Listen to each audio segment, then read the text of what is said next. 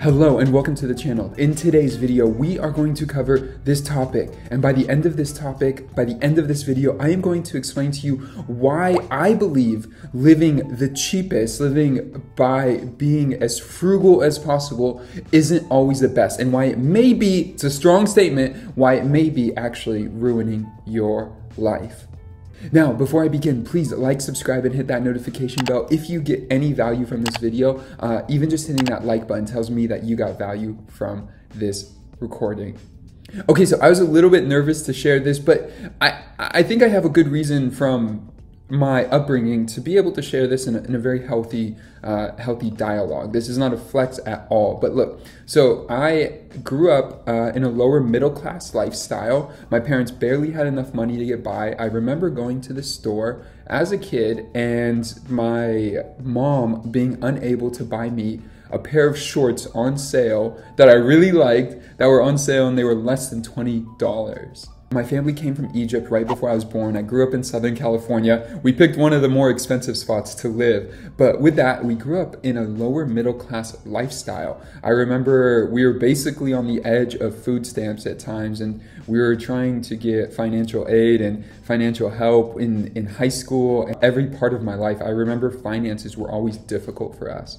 I grew up worrying about money. We grew up always thinking about what I call living from these ists. The cheapest, the fastest, the quickest, the shortest. I think a lot of people in the generation that my parents are in live from those ists. So now I'm going to share with you what my lifestyle looks like now. I live in Newport Beach, California. Absolutely love it. I'm going to share a bit of the actual expenses and what that looks like. But here, let me cover some of these details now. So let's go through the expenses. First of all, it's a big number. First of all, rent is about $3,500 a month. I know someone on the East Coast right now is gonna watch this video and leave a comment down below and say, what the heck did you just say? $3,500 a month each month. For my car, I drive a Mazda simple SUV. The car payment's about $250 with insurance, just say $350 a month. And then food as well. So food is interesting. I live alone and I'm fine with cooking, but I value my time in a different way where I just don't really do that at my house. I go to friends' houses, we cook meals, all that. I love home cooked meals, but at my house, I have one pan and I do a meal delivery service called Thistle. I've been using it for over 2 years. I have other videos talking about my experience with that. But for food, you could say I spend about $600 a month. I spend $400 on Thistle, about $100 a week on food from them, $150 a week, and then no, actually $100 to about $120 a week. And then on top of that, I do go to like Sprouts, and we'll talk more about that in a moment, but about $600 on food. For utilities, I do not know why my electric bill, I do not like Edison at all, but it's $100 a month. Internet is $50. And for all my other utilities, it's really a great setup here. They bundle it within my payment for rent in like one service. So everything else is basically $40 to $60 a month. So those are the main expenses. There are other things that I didn't talk about. I didn't talk about all the details, and don't try to plan out a lifestyle around this. But let's talk about just living in Newport Beach as a whole and why this move was so important to me and so valuable for me. 2 years ago, right before 2020, I made a decision to live my lifestyle based on value and not cost. It's one of the reasons why I use the meal delivery service, because at the end of the day, the meal delivery service is so valuable for me, not just because the meals are good, which they're amazing, it's because I don't have to think about most of the meals every week that I need to eat. So when I'm in the middle of a busy workday, I'm not thinking about, what should I have for lunch? Should I have Chipotle, or should I go to like Kava? Should I go to In-N-Out, or should I go somewhere else? All those things are not things I spend time on in the middle of the week. For the most part, for the whole week, out of the 15 to 30 meals I have a week, whatever the number is, 80 to 90% of that is just, I go to my fridge, I grab a box, I eat that meal, I'm good to go. It's healthy, it's proportional, all of that. So the lifestyle decision of living here was something that was based on the idea of value versus cost. Maybe one day I'll make a video about that, on like the principles underneath that or the kind of thinking behind that. But for the most part, this is something that I wanted to adopt, which has brought me to this video, this point. I've been here for 2 years now. I absolutely love it. And is there anything I wish I knew before I moved in? What I wish I knew before I moved in. I think the one thing I wish I knew before I moved in about just like keeping up with the Joneses, I didn't realize how impactful that was until I moved here, and like all of a sudden I want a Range Rover. I have a Mazda. I absolutely love the car. It's brand new. It's like 2 years old. It has like 13,000 miles on it. It has like no miles. It's a brand new car. It does everything basically I need it to do.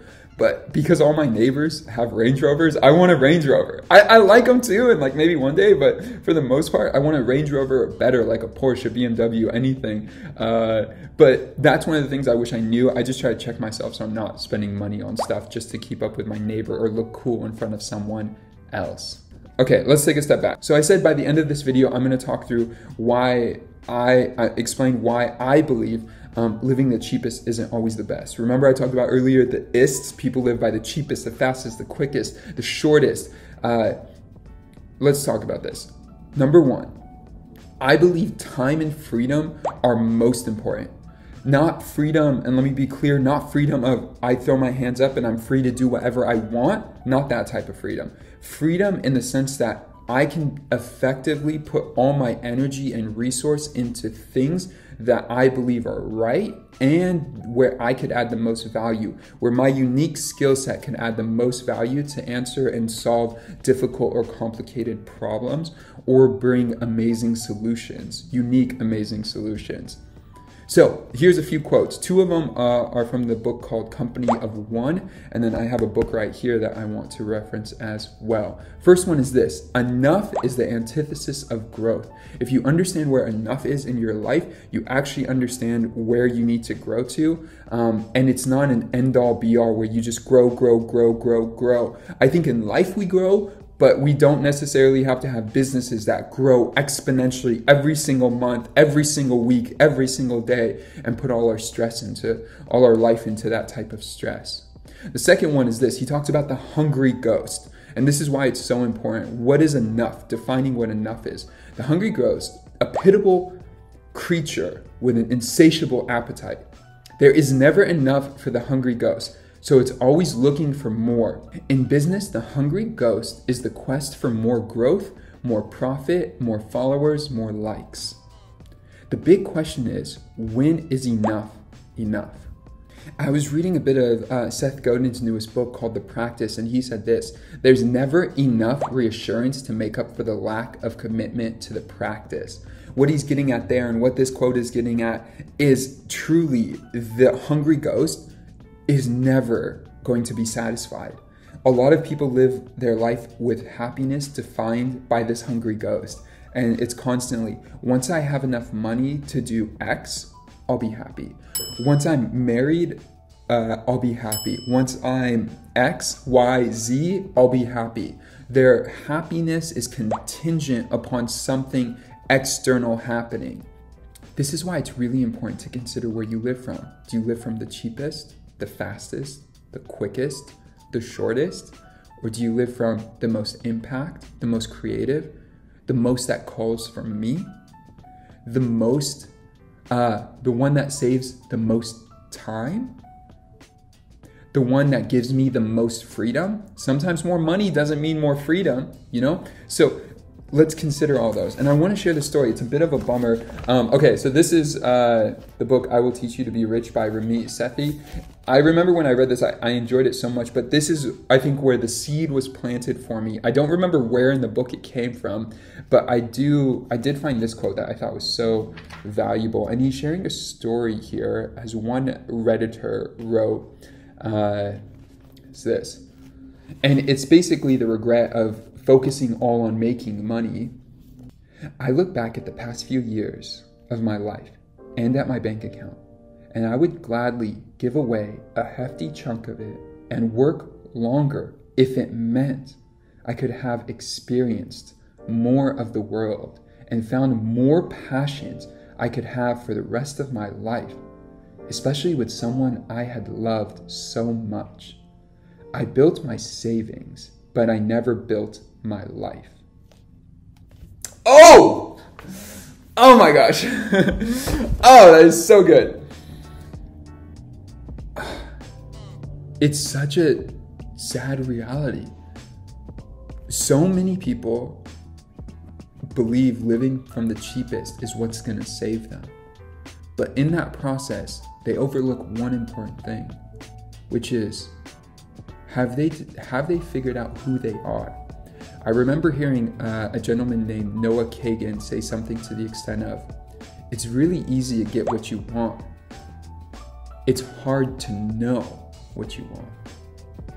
And the basic premise there is, most people don't actually even know what they want in life.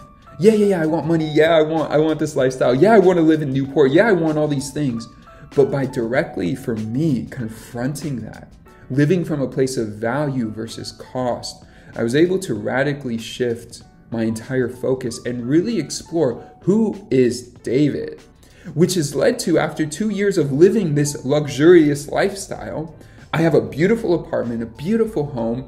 I wake up in a beautiful setting every single day. I work from a beautiful office, home office.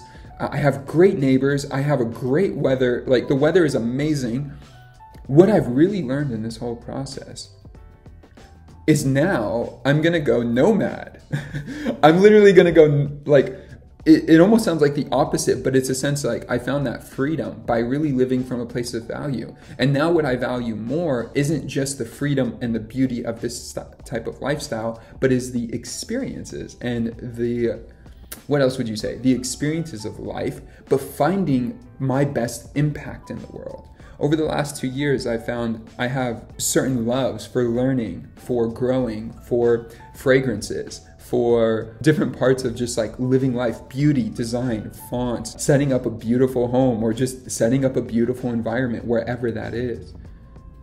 The world, cultures, travel, talking to people, psychology, learning more about how I think, not just what I think, but how I think. All these things are so powerful, so life-changing that 2021, by the end of this year, I'm going to become a world traveler. I wouldn't call myself a digital nomad because this is like a side note. Sometimes the digital nomad idea in my head is the guy who's working on a laptop on the beach and he has no responsibilities or doesn't want responsibilities. I want responsibilities, but I also want to eliminate unnecessary responsibilities. So I know this video will probably get some really interesting comments and people saying this is crazy.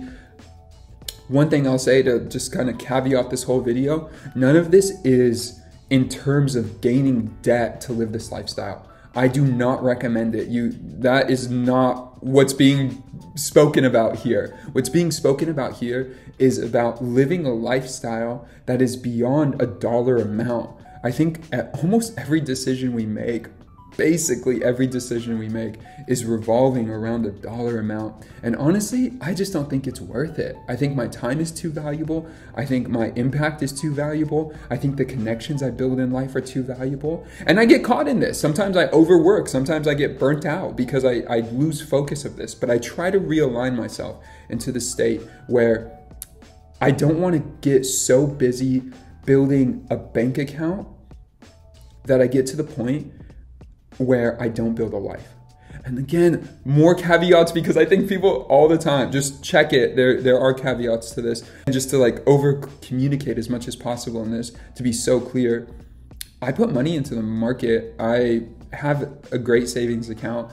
I am actively investing. And one of the other things that he teaches in this book that is so impactful was, as long as you're doing what's long-term successful, like gonna get you where you want to go long-term, if you have extra above and beyond that, don't hold yourself begrudgingly to be frugal in every instance, in every sense. Reward yourself for winning, reward yourself for growing. So if you want to learn more about that, I do recommend this, especially if you have read Dave Ramsey and you think that is like law. I do not live by Dave Ramsey's standards. I would say don't do this on debt, but Dave Ramsey's style is very much for living a middle-class life, and that's not what I want. So one final thing, some people are gonna say, I barely have enough money to buy like Taco Bell. I barely have enough money to pay rent right now. I totally understand. Trust me, I've lived in debt. I've had debt before. I remember when I had $20,000 of debt and I had no job. And so like, this is totally, I hope you could hear my heart on this and where I'm coming from. But I do want to continue the quote that I read from here, because he does get to another important point. And this is just where I think a lot of people miss it. It's a balance. It's not black and white. Dave Ramsey is way off on one side. He's way off on, you have to do these things, be frugal, cut. And I think if you're in that, getting out of that, it's really valuable. But there's other things once you're out of that place, and also once you're much more financially fit. So remember, the quote ended like this: I built my savings, but I never built my life.